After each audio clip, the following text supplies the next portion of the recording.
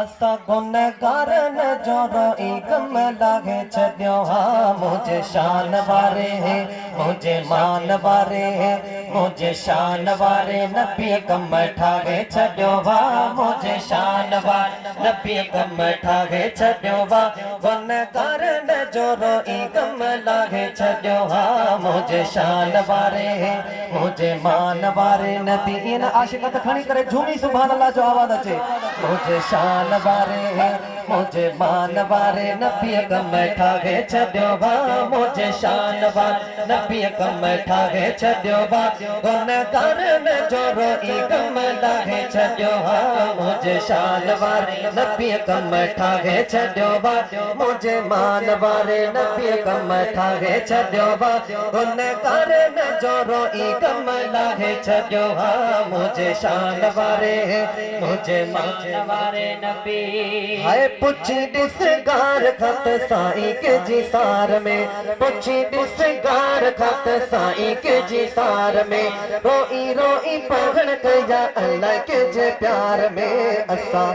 एडो भाल तवा असा छो भुलाए छड्यो भा एडो भाल तवा असा छो भुलाए छड्यो भा गुनहगार ने जो रोई गम लागे छड्यो भा हथ खणी कर सुभान अल्लाह गुनहगार न जो रोई गम लागे छड्यो भा मुझे शान वारे मुझे मान वारे नबी कम ठागे छड्यो भा मुझे शान वारे नबी कम ठागे छड्यो भा गुनहगार न जो रोई गम लागे छड्यो भा मुझे शान वारे नबी आए रहियो मेराज वेले सागी फिक्रात में हबीब सा गोल कयो मौला मुलाकात में रहियो मेराज वेले सागी फिक्रात में हबीब सा गोल कयो मौला मुलाकात में वल्ला सौंफ वारे वंदे रंग लाए छड्यो वा वल्ला सौंफ वारे वंदे रंग लाए छड्यो वा असा गुनहगार न जो रोई हथ खड़ी करे सुभान अल्लाह असा गुनहगार न जो रोई गम लागे छड्यो वा मुझे शान वारे मुझे मान वारे नबी कम ठागे छड्यो वा मुझे शान वारे नबी कम ठागे छड्यो वा गुनहगार न जो रोई गम लागे छड्यो वा मुझे शान वारे नबी हाय तोड़े असा तो जो कम बण्यो कोई कोन वा अगी कोम वांगे रिछ बण्यो कोई कोन वा तोड़े असा तो जो कम बण्यो कोई कोन वा अगी कोम वांगे रिछ बण्यो कोई कोन वा मौला मोर वांगे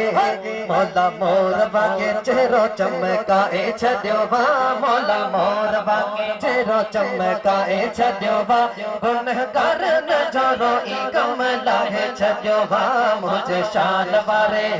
मुझे मान वारे नबी कम ठागे छड्यो वा मुझे शान वारे नबी कम ठागे छड्यो वा गुनहगार न जो रोई गम लागे छड्यो वा मुझे शान वारे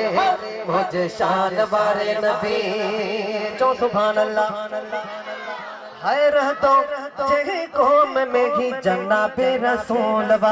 उन्हन ते अज़ाब कया मुखे ना कबूल वा रहतो जे कौम में ही जन्ना पे रसूल वा उन्हन ते अज़ाब कया मुखे ना कबूल वा कुरान में ही रब फरमाए छड्यो वा कुरान में फकीरत खड़ी करे सुभान अल्लाह कुरान में ही रब फरमाए छड्यो वा गुनहगार न जो रोई गम लागे छड्यो वा मुझे शान वारे